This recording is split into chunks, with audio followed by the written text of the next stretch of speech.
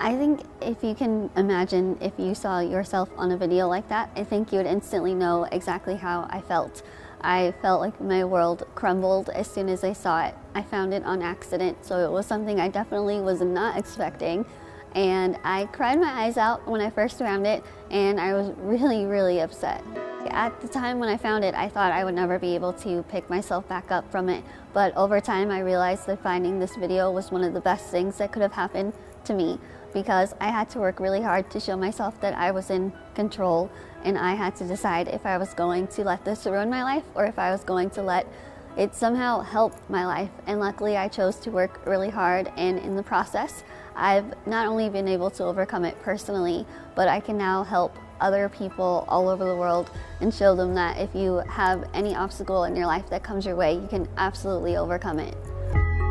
It was definitely a process to overcome it. It wasn't something where I woke up one morning and felt better about the whole thing.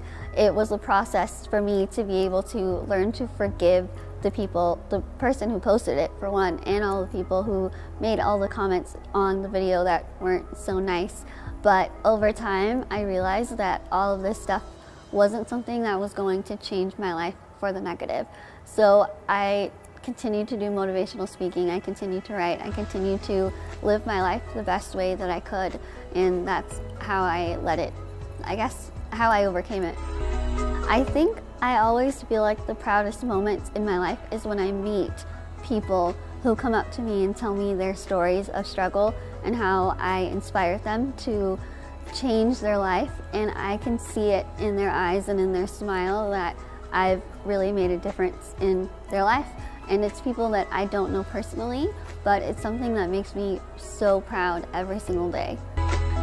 At the end of the day, I am human, and I do have times where things are difficult and things seem really negative, but I always have to stop and remind myself what my purpose is in life, and that is to be the light for other people and be the voice for those who might not be able to use theirs or not know how to use their voice. And in that moment, instead of feeling sad, I pick myself up by listening to a fun song or reading nice comments or emails that I get from people around the world. I think one of my biggest pieces of advice for anyone who thinks negative about themselves is you have to remember that you're not alone.